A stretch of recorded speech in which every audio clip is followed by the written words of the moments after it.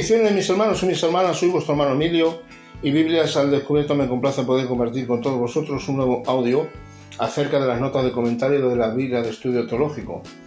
Bien, el pasaje que vamos a estar compartiendo hoy está en 2 de Crónicas, capítulo 7, y versículo del 11 al 22, donde dice que el pacto de Dios con Salomón. Perdón.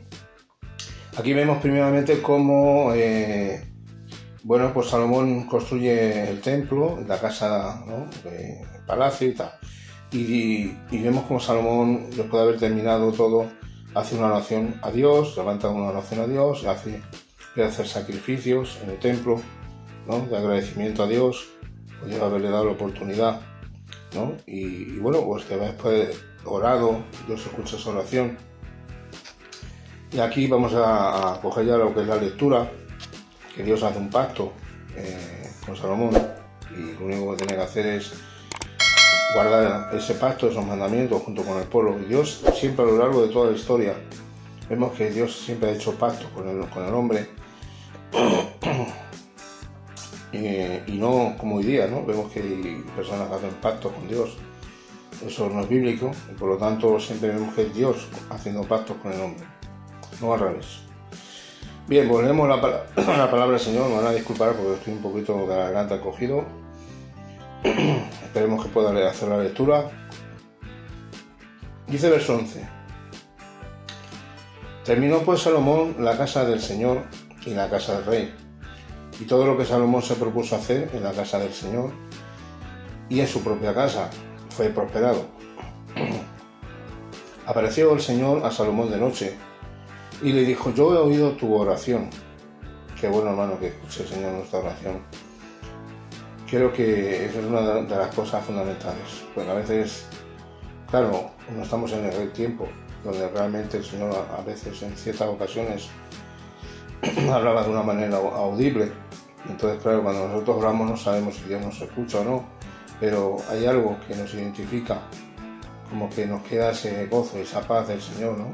Y es la fe que Dios nos da.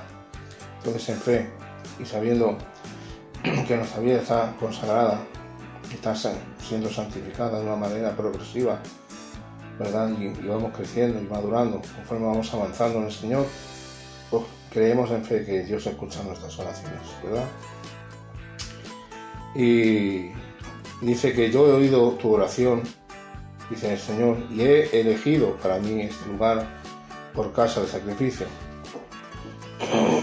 Dice: si yo cerraré los cielos para que no haya lluvia, y si mandara a la langosta que consuma la tierra, o si enviare pestilencia a mi pueblo,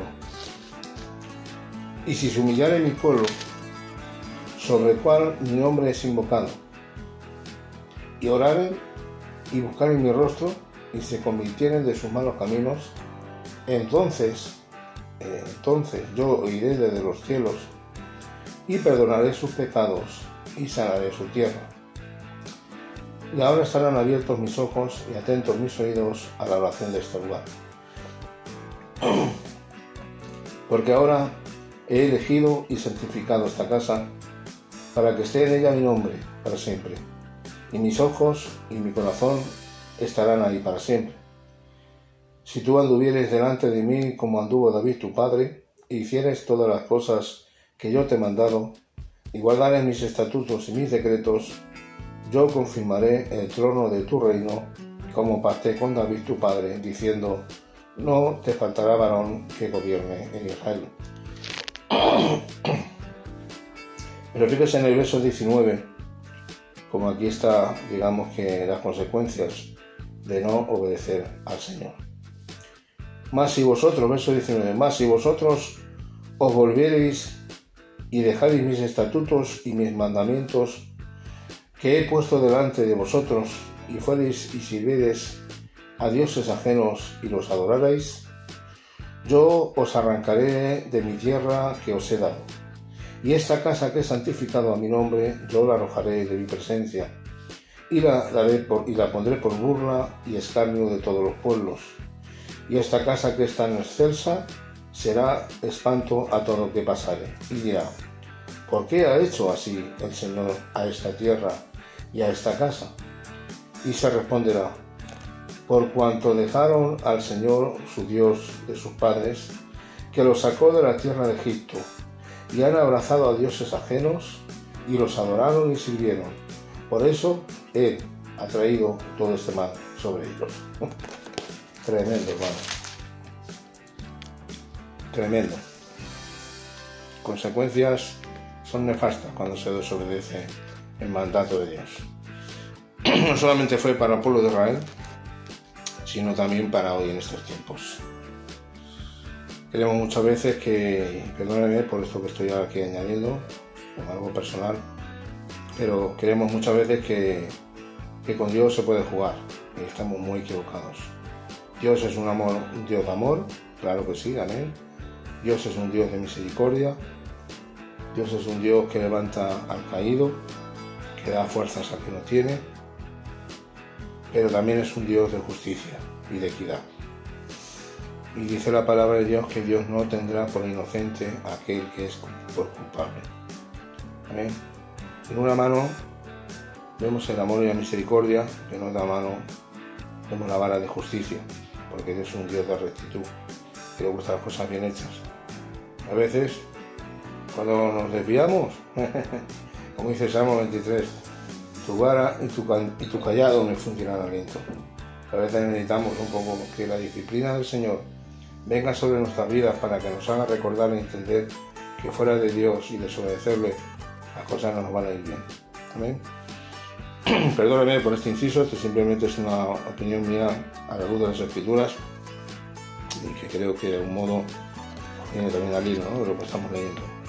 Bien, pues vamos a las notas de comentario, donde dice un breve resumen, capítulo 7 del 11 al 22. Dice: la respuesta de Dios a la oración de Salomón se presenta justo después del relato de la dedicación, a pesar de que en realidad habían pasado 13 años, durante los cuales también se construyó el palacio. Esto podemos verlo en 1 Reyes capítulo 7, verso 1. Su primera aparición ante Salomón es en Gabaón a comienzos de su reinado. Capítulo 7, versos 12 al 16. Estos versículos que el cronista agrega en 1 Reyes capítulo 9, versos 3 y 4, proporcionan un breve resumen del mensaje central del libro. ¿Cuál es el mensaje central del libro de Crónicas? Bueno, pues número 1, el significado del templo. ¿Qué significado tiene el templo? Número 2, la respuesta que Dios espera de su pueblo. El templo era un lugar no solamente porque estaba la presencia de Dios, que era lo más relevante, sino que era simbolizaba la presencia de Dios en medio de su pueblo, y su pueblo pues debería de acudir a adorar a Dios, a presentar sus ofrendas por consecuencia de su pecado, y que de algún modo Dios expiaba esos pecados por medio de los sacrificios que Dios demandaba. Dios cubría el pecado, amén, en aquel tiempo, a través de los sacrificios llevados y sacrificados por los sacerdotes, ¿verdad? Y era necesario el templo, ahí donde estaba la presencia de Dios, el lugar de adoración, el lugar donde en el altar de los sacrificios, ¿verdad?, se debían de llevar esas ofrendas, y que de algún modo el pecado fuera cubierto en aquella época por medio del sacrificio. Gracias a Dios, pues no tenemos que presentar nosotros esos sacrificios, ¿verdad? El sacrificio nuestro es la alabanza, la adoración y el arrepentimiento y la obediencia a su palabra del Señor, ¿verdad? Vivir una vida consagrada a Dios. ¿Ven? Dice, verso 12, dice, capítulo 7, verso 12, dice: el templo es para el sacrificio, además de para la oración. En el concepto de adoración del Antiguo Testamento, los sacrificios, y entre paréntesis pone de expiación, dedicación o acción de gracias, esos son los tipos de sacrificios que se hacían, suelen estar a la par de la oración. O sea, una cosa llevaba a la otra. Se necesitaba traer, por consecuencia del pecado, de expiación, de dedicación o acción de gracias, dependiendo de cómo fuera, ¿verdad?, de expiaciones por el pecado, de dedicación o acción de gracias, ¿no? Es una manera de adorar a Dios. Y todo esto tiene que ir vinculado a la oración en el pueblo de Israel, ya que son la expresión material de la disposición interna del adorador. Un adorador verdadero se identifica porque adora a Dios en espíritu y en verdad. En aquel tiempo el adorador se identificaba por una vida de adoración, de sometimiento a Dios, de guardar los pactos del Señor, la obediencia a Dios y de presentar sus sacrificios por sus pecados, o bien también tenía que presentarlos por dándole gracias a Dios, ¿no? Entonces esa era la manera de cómo Dios demandaba a su pueblo de Israel, ¿no? Que tuviera que acudir al templo, ¿no? Capítulo 7, verso 13 dice: este versículo es una referencia a los castigos divinos que se menciona en la oración de Salomón, como enseña en 2 Crónicas capítulo 6, 2 Crónicas capítulo 6, verso 26 al 28. Capítulo 7, verso 14, y en letra negrita dice: sí, mi pueblo, el principal propósito de Dios es perdonar a su pueblo arrepentido y sanar su tierra. El vocabulario específico, vamos a la página, de este versículo, y entre paréntesis, me pone aquí 4 palabras que me encantan, es que si se humillaren mi pueblo, si oraren mi pueblo, si buscaren de mi presencia en mi pueblo, y se convirtieren de sus malos caminos al Señor de verdad. Entonces dice que describe los diferentes aspectos del arrepentimiento sincero y volverá a mencionarse en los capítulos del 10 hasta el capítulo 36, y es sanar su tierra. Que sanar su tierra incluye liberarlos de la sequía y de las pestes, además de permitir que el regreso de los exiliados a su legítimo hogar, como enseña 2 Crónicas, capítulo 6, verso 38. Para el cronista, esto también incluye la restauración de la relación entre el pueblo y Dios. Podemos compararlo en Jeremías, capítulo 25, verso 5. ¿Os parece bien? Yo voy a hacer la lectura, ya tengo aquí preparado el texto. Capítulo 25 de Jeremías, verso 5, dice: cuando decían, volveos ahora de vuestro mal camino y de la maldad y de vuestras obras, y moraréis en la tierra que os dio el Señor a vosotros y a vuestros padres para siempre. Y en el capítulo 26 de Jeremías, verso 3, si quizá oigan y se vuelvan cada uno de su mal camino, y me arrepentiré yo del mal que pienso hacerles por la maldad de sus obras. Y está hablando nuevamente que si yo viera un arrepentimiento verdadero, una entrega absoluta y volverse en sus malos caminos, que Dios de algún modo tendría misericordia. Tenemos un Dios de misericordia, ¿verdad? Dice así,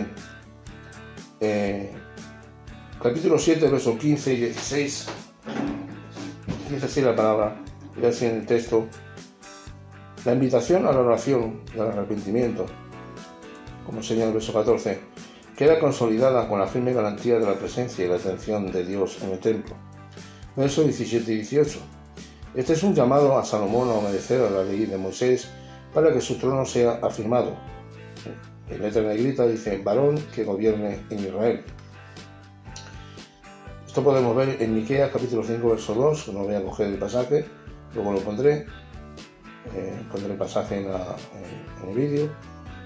Dice: en la época del cronista se seguía afirmando la esperanza mesiánica de la continuación del linaje de David, a pesar de que el último rey davídico había sido derrocado en el año 586 a.C. En el capítulo 7, versos 19 al 22, la declaración, si vosotros, en letra negrita, si vosotros os volvéis y dejaréis mis estatutos, está dirigida al pueblo. Esto podemos ver las notas: 1 Reyes capítulo 9, verso 6, 1 Reyes capítulo 9, versos 7 y 8.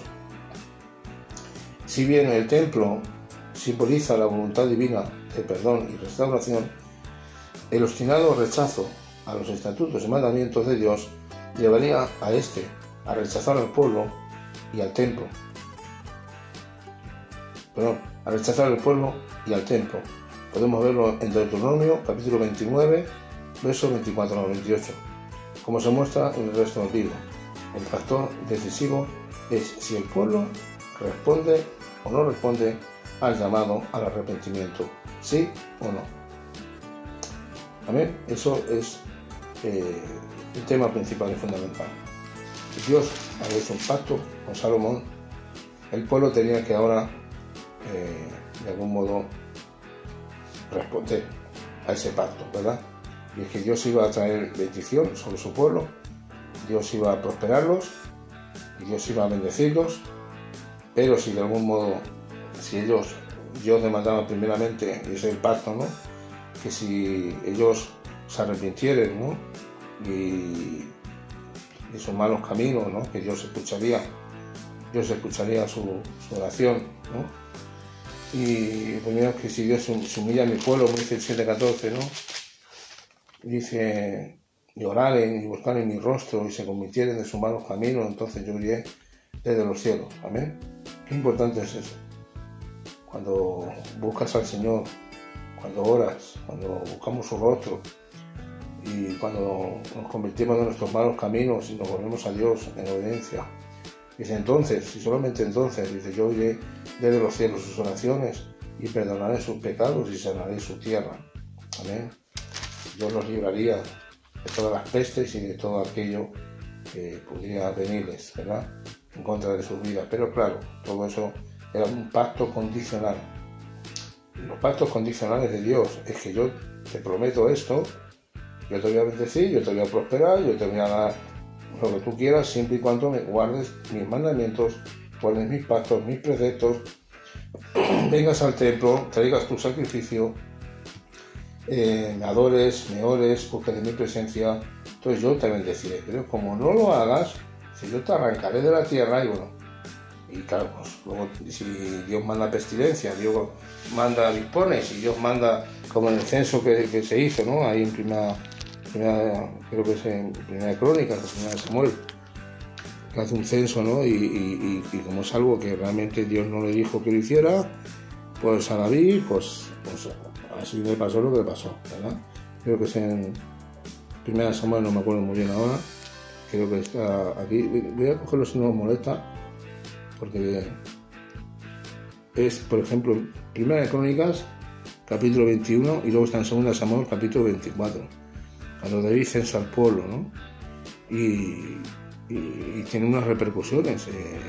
David se deja influenciar por el enemigo y hace algo que Dios no le había mandado. Entonces Dios tiene que mandar juicio, ¿verdad? Y peste y le da a elegir encima y dice, a ver, de 3 maneras voy a traer juicio, así que escoge el que tú quieras, pero yo no hay marcha atrás.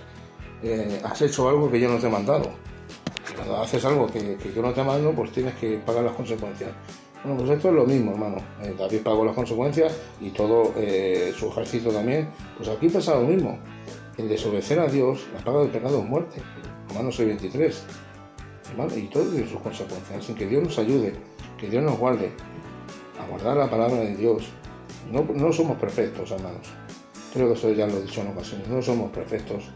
Vamos a cometer pecados y no son de pensamientos, son de palabras, son con acciones. Estamos en un camino de perfección, como dice el apóstol Pablo, pero conforme uno va avanzando en el Señor, conforme uno va santificándose de una manera progresiva, buscando de Dios, con el Espíritu Santo que está en nosotros, que hemos nacido de nuevo, que dice que Filipenses 4:13, creo que dice que Dios produce el querer como el hacer por su buena voluntad. Bueno, pues de algún modo Dios promoverá en nosotros que realmente cada vez tengamos menos el deseo, ¿verdad?, de algún modo de hacer las cosas mundanas, y nos llevará de algún modo a hacer las cosas que son de Dios, porque es así, hermano. Dios mueve el querer como el hacer. Entonces, que Dios nos ayude, que Dios nos guarde, y de algún modo que Dios nos dé la oportunidad de poder ser fieles, de guardar su palabra, de guardar sus mandamientos, ¿verdad? Y en fin, ¿qué quieres que os diga? Perdóname por el pasaje que acabo de decir, no es Filipenses 4:13, porque 4:13 todo lo puedo en Cristo que me fortalece. No recuerdo muy bien en dónde está, pero yo sé que el pasaje que habla que Dios produce el querer como el hacer, ¿verdad? Y es así, Dios produce el querer como el hacer. Pero bueno, que Dios nos ayude, ¿no? A hacer la voluntad de Dios siempre. Hacer la voluntad de Dios, que es lo más importante. Amén, es lo más importante. Bueno, pues hasta aquí este audio. Que Dios les bendiga mucho, muchas bendiciones. Y hasta el próximo audio. Si te ha gustado, dame un like. Y bueno, pues si lo quieres compartir, compártelo. Y Dios mediante estaremos compartiendo otro audio, ¿verdad? Para la gloria de nuestro Dios. Amén. Así que muchas bendiciones y hasta el próximo audio, que Dios les bendiga mucho.